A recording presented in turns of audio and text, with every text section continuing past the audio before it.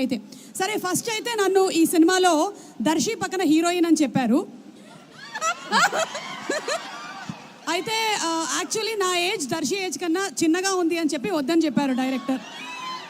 దాంతో ఆ తర్వాత మళ్ళీ మీకు ఏం క్యారెక్టరు అంటే అప్పుడు ఇలా ఒక మంచి పవర్ఫుల్ కానిస్టేబుల్ అని చెప్పి తీసుకోవడం అయితే జరిగింది.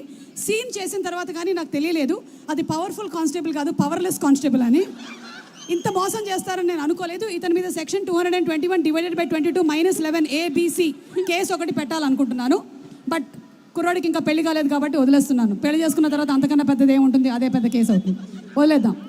ఇక పక్కన నించున్నారే ఈయన గామి అనేటువంటి సినిమాకి కూడా డిఓపి మా విశ్వనాథ్ గారు. అసలు ఆయన ఫ్రేమ్స్ పెట్టారంటే పెట్టినట్టుంటుంది. అలాగే 8 వసంతాలు సినిమా కూడా ఆయనకు ఒక చాలా గొప్ప క్వాలిటీ ఉంది. హీరోయిన్స్ని ఆయన ఎప్పుడు చాలా అందంగా చూపిస్తూ ఉంటారు. కానీ ఫర్ అ చేంజ్ ఈ సినిమాలో దర్శిని కూడా చాలా హ్యాండ్సమ్గా చూపించారు. దర్శి ఇట్లా మనం ముందుగానే జనాల్ని ప్రిపేర్ చేసేస్తే వాళ్ళు నేను హ్యాండ్సమ్గా ఉండడానికి ప్రిపేర్ అయిపోతారు.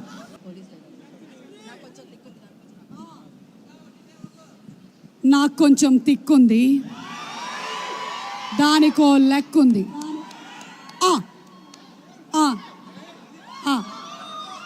3 ఆలు అయిపోయినాయి కాబట్టి నెక్స్ట్ నా డైలాగ్ ట్రైలర్ తర్వాత చెప్తా. హుక్ స్టెప్ కూడా అప్పుడు, ఎందుకంటే ఆ డైలాగ్ నేను మర్చిపోయా ప్రస్తుతానికి. అయితే ఓకే ఇది ఎడిట్ చేయడానికి అవ్వదేమో, లైవ్లో ఉన్నట్టుంది. సో బట్ పర్వాలేదు. ఇందాకటి వరకు మేము ఇక్కడ కొంతమంది డాన్సర్స్ని మేము వాళ్ళ ప్రతిభని అవర్ పిఆర్ఎస్ వంశీశేఖర్ గారికి special thanks. Thank you Vamsi Sekhar గారు. పట్టుకో, ఇంకా అవ్వలేదు కదా ప్రోగ్రామ్. ఓకే రండి